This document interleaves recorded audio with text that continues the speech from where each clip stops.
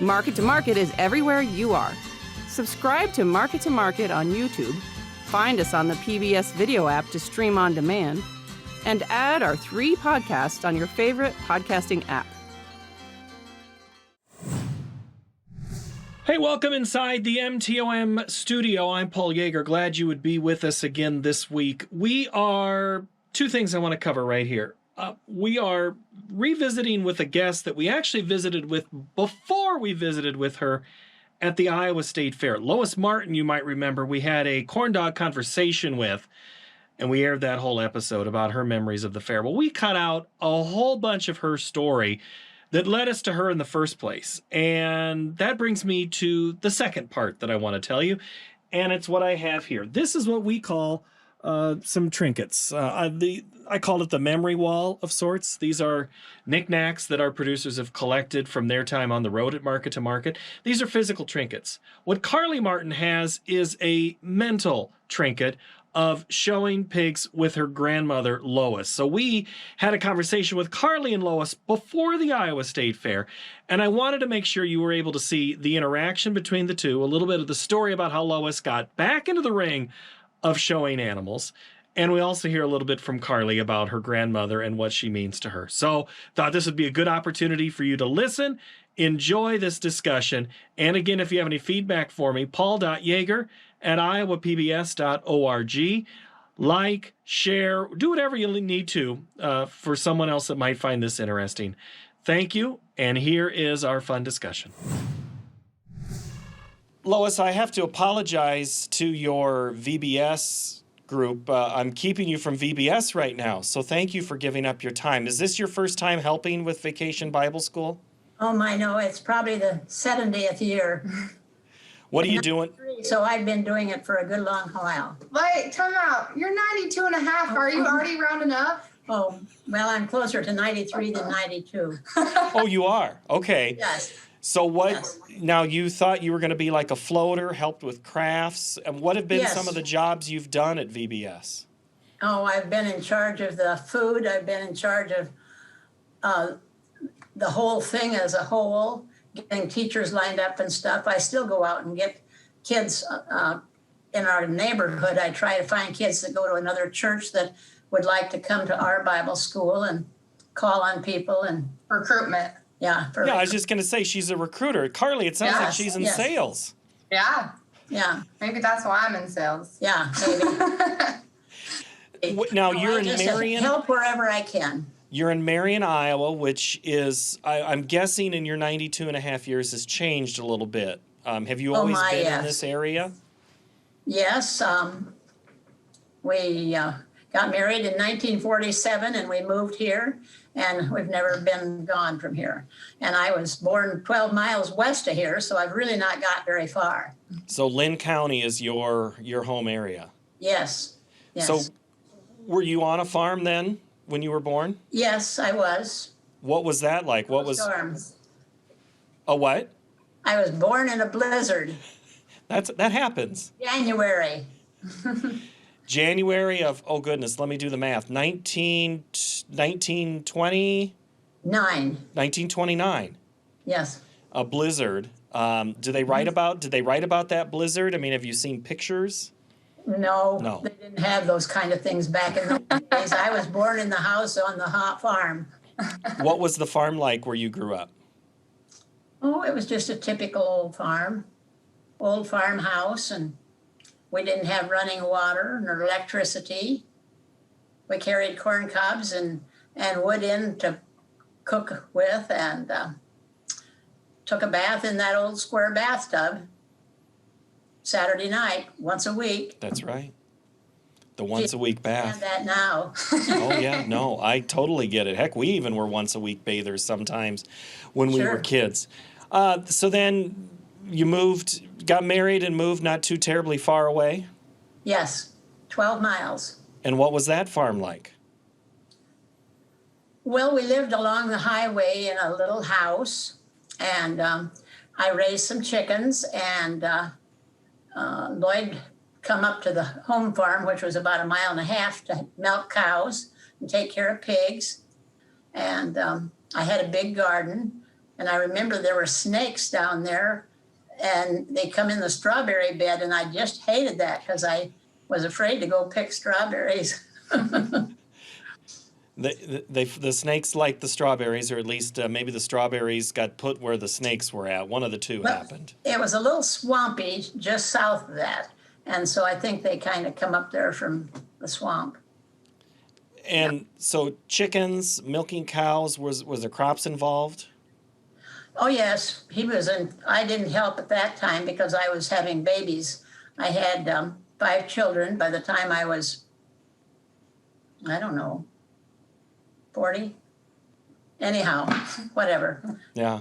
And my youngest was born in 57, so you can figure that out from 47 to 57. Yeah. Anyhow, I mostly took care of the kids then, but after they got into school, the 2 younger ones especially, we had moved from the little house on the highway up here to the main farmhouse where his parents lived. And so I was closer to the activities, and I helped with the milking. And then I got to helping with the field work. I remember David, our youngest, used to sit at the end of the row and play with his toy tractors and things while I'd go across the field and then come back and check on him again. And that was kind of the way life was back then. Well, it sounds like you were involved all the time. This involvement in things, you've got a definite pattern here of doing that. Was there a job that you liked better than the others? I don't really know. I've never really hated anything that I had to do. I haven't really. My husband and I worked together hand in hand with about everything we did.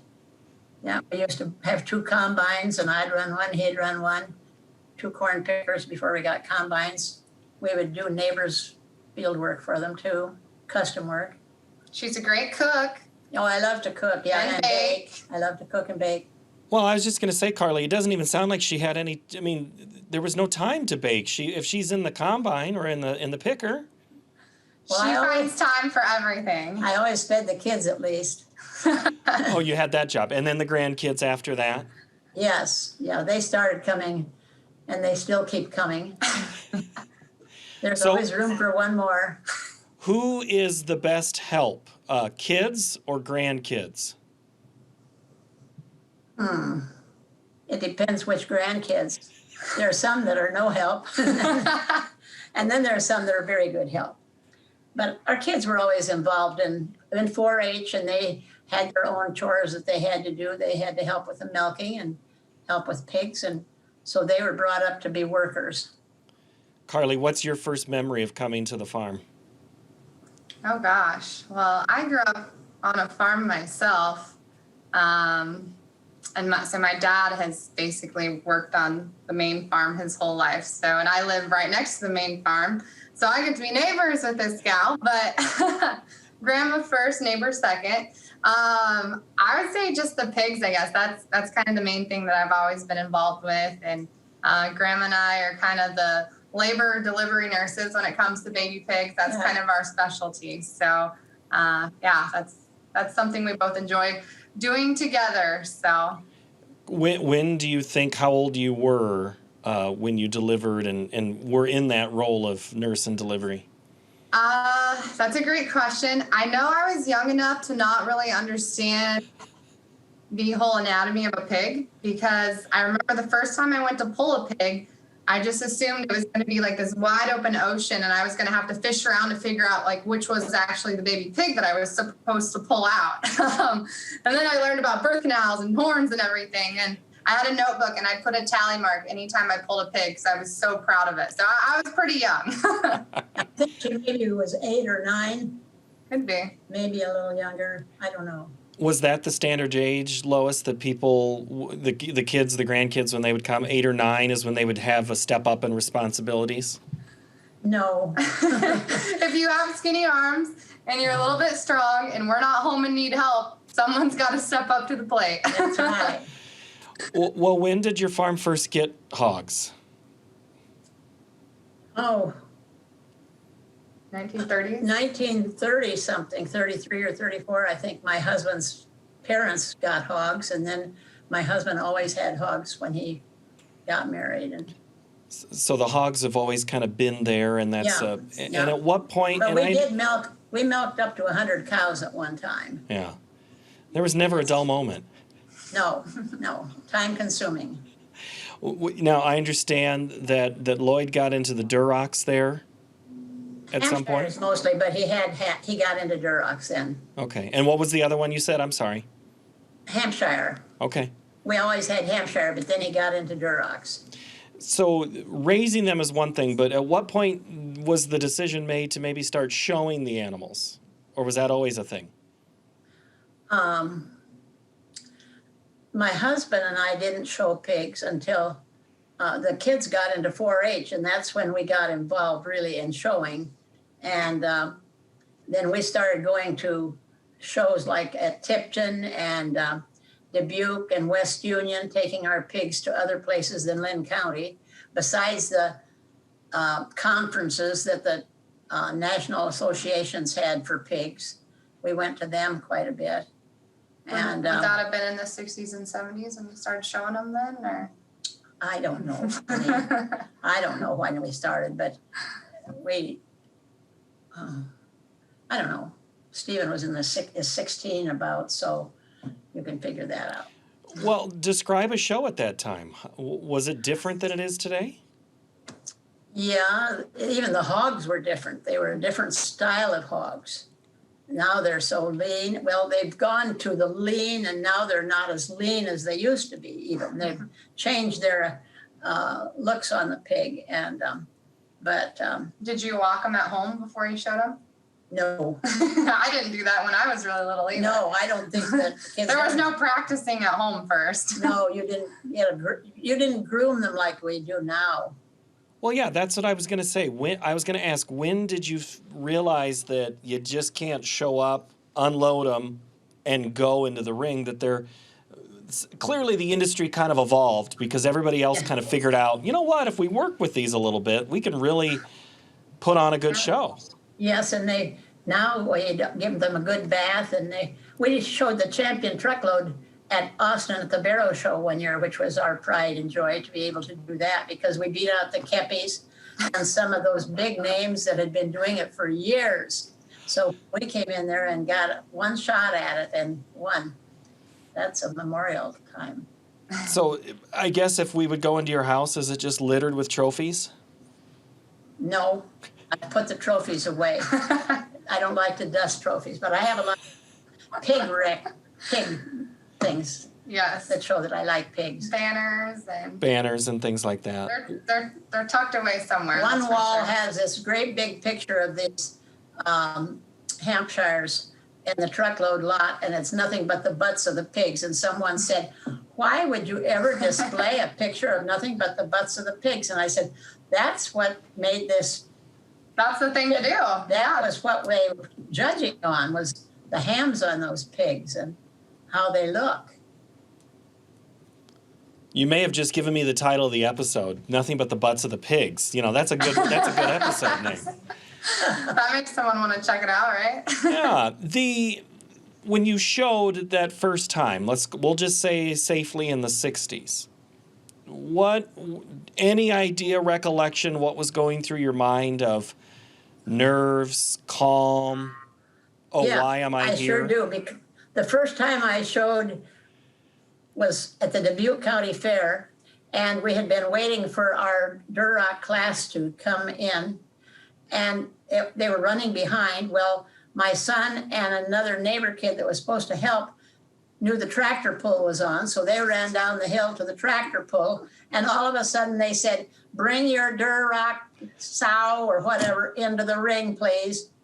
Oh my, there's nobody around, so I had to do it. So that was my first experience, was taking a big pig into the ring. But it got Without easier. any help. Without any help, yes, but it got easier. And I enjoyed it. Did it go okay? Oh, sure. In fact, the judge even made the comment, "This pig looks like it's had an incision sewed up." And it was, as a little pig, it had what is that, triangle? Anyhow, his skin had been tore, and I took my needle and thread and I sewed the pig up. And I was going to guess that you were the one that sewed it. Yeah, and they could tell that it had been sutured and sewn, and it was one that I was showing. They should have started calling you Doc Lois then or something like that. I sewed up a lot of little pigs for David when they got cut or something. Yep. So, Carly, at what point did you start showing in the ring? Oh, I think I was about 4 years old, probably. So before you were birthing them, you were showing them. Yeah. Oh, yeah. Yep. So how does the family dynamic work about giving feedback or help in getting into the ring? Yeah, well, I would say the majority of the showing is done by me in today's world. If we happen to have two in the same class, then Dad will usually get back out there and show. But as far as the feedback and everything, Dad and I, select the pigs before the show together, which ones we think are going to be our favorites to do that. And then we've got a nice area where we walk them back in the trees. It's kind of shaded. Well, what trees are left after the derecho, but... So we walk them back there a few times before the show. We probably don't walk them as much as we should, but as you can tell, we've got a lot going on around here. So, Grandma, she watches all the shows that I go to online. They're all broadcasted live, so she gets to watch me show every time, even if she's not physically there, which is really nice. So Lois, do you have a notebook about, Carly did this, or, this one? No. Just memories.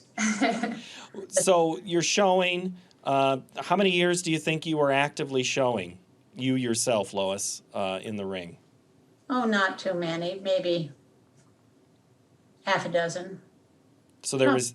Many, because the kids, were able to do it. I just happened to be there at the time that I had to take over for these kids that were at the tractor pull. You just kept everyone organized. Yeah, I was there with the chow wagon. There you go.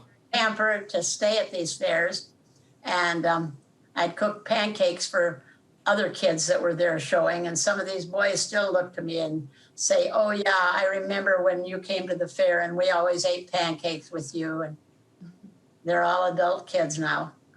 And did you ask them if they're going to start grilling pancakes for somebody else? They got to pass that on, pay that back. They should. I don't know if they did or not, but they should. All good kids, though. I know that. They grew up to be good kids. Prior to last month, when was the last time you'd shown?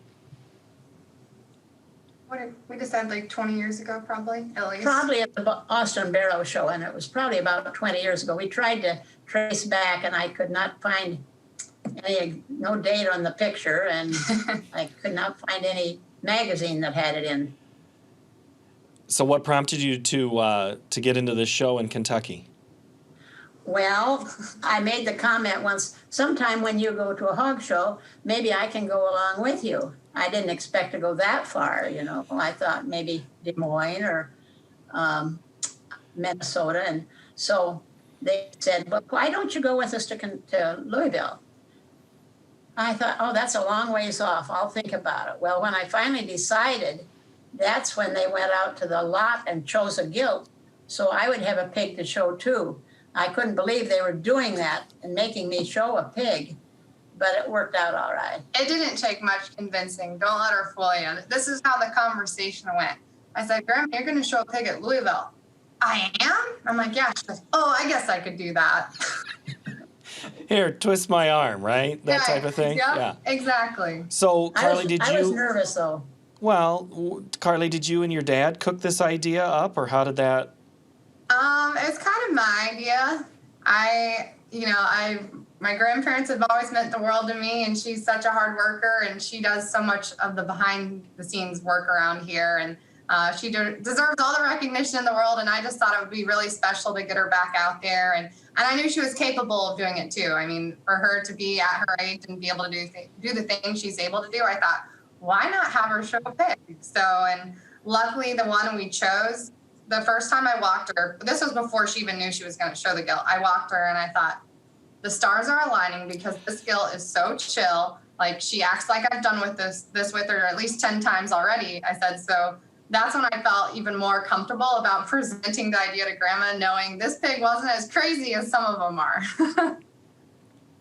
And Lois, were you nervous, you said, when the time came? When I finally got it in the pen before you go into the ring, I was pretty nervous and I just wasn't sure I could do it. But once I got in there, it just was natural. It felt good. I enjoyed it. After they had talked about the pigs, you're supposed to walk out of the ring. And I think I was enjoying it so much that I went around again and Carly came out there and finally took me out of the ring with my pig. Then I was embarrassed. Who were you competing against that day? Oh, some people that I knew when they were kids and their parents were at these hog shows. And some of these men now were showing and had their own farms where they're raising hogs. Yeah. And then there were other young kids in there, probably there's maybe as young as 8 or 12 or something like that. So I was in there with a lot of different age groups. So an open show. Yes, it was an open show. Yeah. You're nervous, but did you feel like it was like a bike and you got right back on the seat and pedaled through it? Oh, yeah. Yeah. Yeah. We call her Lorraine. So Grandma's middle name is Lorraine. So I was like, Grandma, we're naming her Lorraine. So Grandma got to walk Lorraine maybe 3 times before the show here at home. So there was some pre-work done with a little bit. Lorraine. That's minimal Lois. compared to what most people are probably doing, but yes, a little bit of pre-work done. Yeah, the shows were about 10 days before the show, and mostly they usually show them or pick them out months before. Yeah. Let's be honest, though. Don't you think the animal can sense when someone next to it is in control, in command, knows what they're doing? Yes and no. You don't think you don't think Lorraine necessarily could sniff out that I got a vet next to me? No. Grandma was probably there when Lorraine was born, so. I probably was, because they were off to another hog show somewhere. So when about 3 weeks or 2 weeks before that hog show, they had been to Indiana to a show, and I had 10 sows I was watching for them farrow while they were gone, playing. No, it isn't playing. It's work when you go to these hog shows, but it's fun. Do you have tricks that you had or tips that you had passed down the line to say to Carly or the other kids that have shown? Well, you have to have patience. I think that's one thing. People get too nervous and excited and they whip their pigs too much. And you have to have patience, because if you get the pig excited, then that snowballs. Yep, it does not help. If you get all excited and angry at your pig, you've got to have patience. So patience is one. Patience is one. Work hard. Yeah, work hard. Good work ethics, I think. You are going to get out of life what you put into it. If you are lazy, you're not going to get very far. You have to work hard to get what you want. And I've decided now that it don't matter what age you are, it's just an age. And if you think you can do something, try it once. I'm not wanting to go in a hot air balloon, though. Really? No hot air balloon? No, I don't think so. Oh, that sounds fun. Carly, I like to watch them. I like to watch them. Did you pick up tricks from her? I mean, did she offer things? I mean, if you've done it enough, you pick up some sense. But family, I mean, who's given you in the family the most advice, and what advice has that been?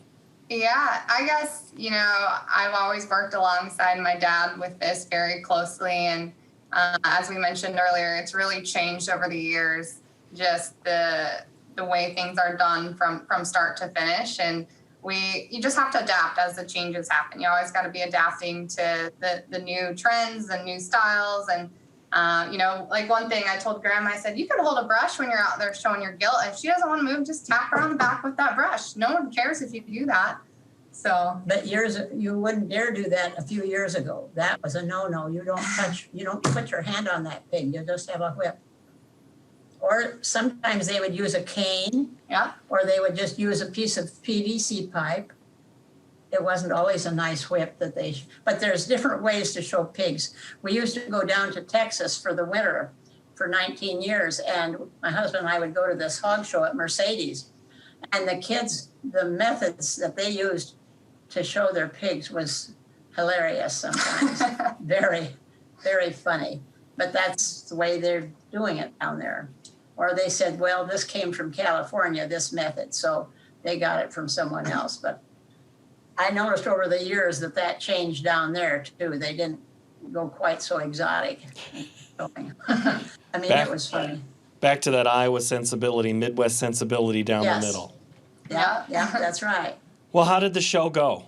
Once it was done, was there a ribbon? Was there a place? Did you advance?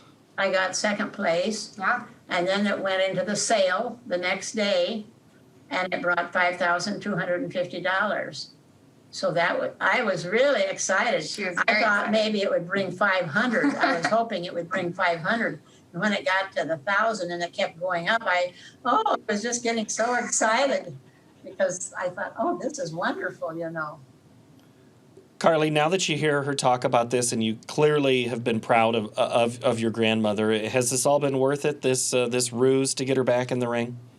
Oh yeah, absolutely. Yep, it's exciting. For her to do it, but then just for her story to be shared with other people as well. She has Facebook, but I have Twitter and other things like that, and so to read some of the comments that people have said just about how cool it is and just like the family aspect behind it all. And I think it, inspires other people her age that are still involved or want to be still involved that, they can do anything if they want to. There is no age limit on open shows, so you can show at 93, 94. We don't have to quit at 92 and a half. Yeah, when is the next one you're going to show? I don't know. Yeah, we'll see. Yeah, we've got to let her make guilt to Lorraine. Yeah, I know. Show her. Yeah. So I don't know. We'll see, but yeah, it's just been neat to share the story. Everything we've done has always been a family deal, and just carries right along with that. I have been blessed with good health. God has been so good to us, and my husband had cancer for 30 years, so we've had our good ups and downs and times through the years with the kids.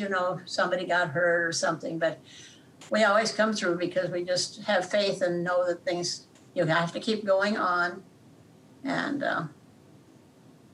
even though you have a derecho, you have to have faith that it's going to get better. And even those trees laying out there that aren't cut up yet, someday we'll get to it.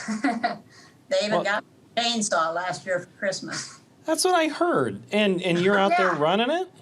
Yeah, it's just a little one. Isn't that what most 90-plus-year-olds get for Christmas, chainsaws? Yeah. It's easy. So forget gift certificates to some restaurant. You got grandma a chainsaw. Yeah, my cousin got her a chainsaw, so. I just don't go down there by myself, though. I wait till somebody can go with me, and my son gave me a lesson how to use it. And he has one just like it. Does he start it for you? Has one just like it, yeah. Who starts it? Oh, that's no problem. Okay. You just push this little lever, and if something goes wrong and you release, it just shuts off immediately. So, a problem arises. She's got it It's under a control. safety. It's got a safety. I love it. And so you survived the derecho, the pandemic, and here you are showing animals, and I hope that you keep doing it until there's no hogs left to show. How about that? Well, I want hogs left to show. There's always going to be one to show. The next generation. That's right. Yes. Carly, Lois, thank you so very much, ladies. I appreciate it. Yes. Absolutely. Thank Yes, you. Thank you. My thanks to Lois and Carly Martin for their time. And if you think you've got anything that might be good for our wall, you can always send it to us at P.O. Box 6450, Johnston, Iowa, 50131. I'm just saying, we might put it on here and discuss it. If you also have a comment, we'd love to hear what you think about the podcast, and a story tip, market to market at iowapbs.org. So thank you so very much for watching, listening, or reading this week, and we hope to see you next Tuesday on our next installment of the podcast.